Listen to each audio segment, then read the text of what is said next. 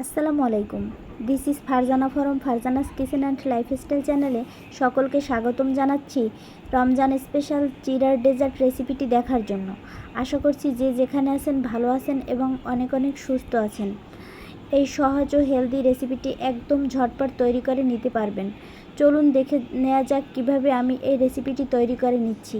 আর যদি ভালো লাগে তবে একটি লাইক দিবেন এবং কমেন্ট করে জানাবেন।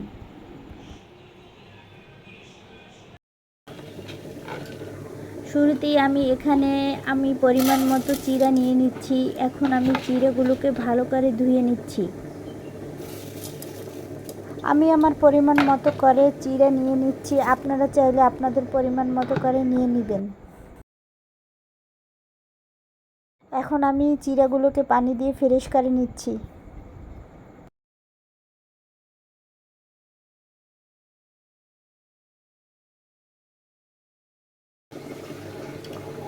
আমি চিড়াগুলোকে ভালো করে ফ্রেশ করে নিয়ে নিয়েছি। এখন আমি এভাবে 20 মিনিটের জন্য রেখে দিব। দর্শক, আমার চিড়েগুলো একদম ঝরঝরা হয়ে গেছে। আপনারাও চেষ্টা করবেন এভাবেই ঝরঝরা করে তৈরি করতে। এখন আমি স্বাদ মতো লবণ দিয়ে চিড়েগুলোকে একটু মাখিয়ে নিচ্ছি।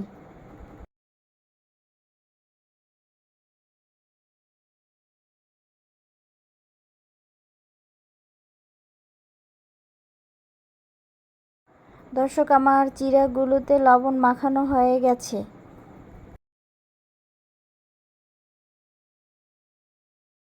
এখানে আমি কিছু কনডেন্স মিল্ক নিয়ে নিয়েছি। এখন আমি পরিমাণ মতো করে দিয়ে লেয়ার করে নিব।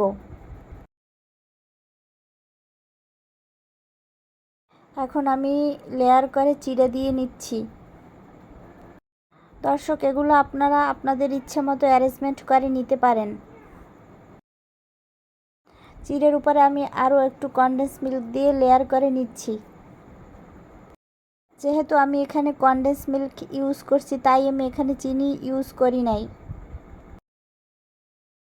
আমি এভাবে লেয়ারিং করে নিচ্ছি।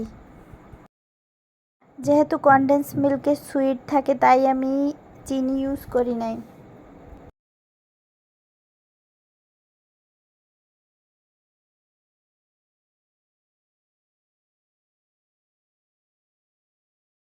এর সাথে আমি এখন নিয়ে নিচ্ছি ভ্যানিলা আইসক্রিম।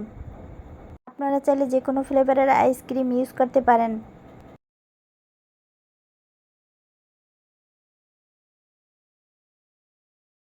এখন আমি আইসক্রিম দিয়েও লেয়ারিং করে নিচ্ছি।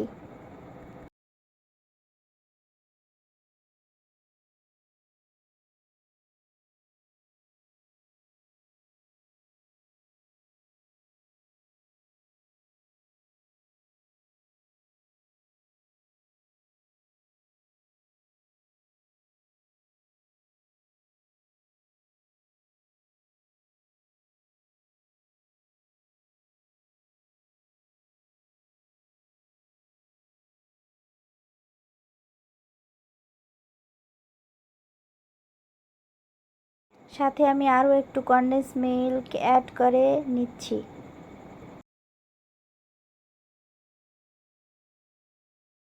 দর্শক, আমার লেয়ারিং করা হয়ে গেছে। এখন আমি কিছু কিশমিশ আর কাজু বাদাম দিয়ে গার্নিশ করে নিচ্ছি। আপনারা চাইলে পেস্তা বাদাম ও অন্যান্য বাদামও ইউজ করতে পারেন। গাইস, আমার হেলদি ও সুস্বাদু ডেজার্ট তৈরি হয়ে গেল। রেসিপিটি ভালো লাগলে অবশ্যই চ্যানেলটি সাবস্ক্রাইব করবেন এবং পাশে থাকা বেল বাটনটি অন করে রাখবেন নতুন নতুন ভিডিও পাওয়ার জন্য। সেই সাথে আমার ফেসবুক পেজটি ফলো করবেন। আল্লাহ হাফেজ।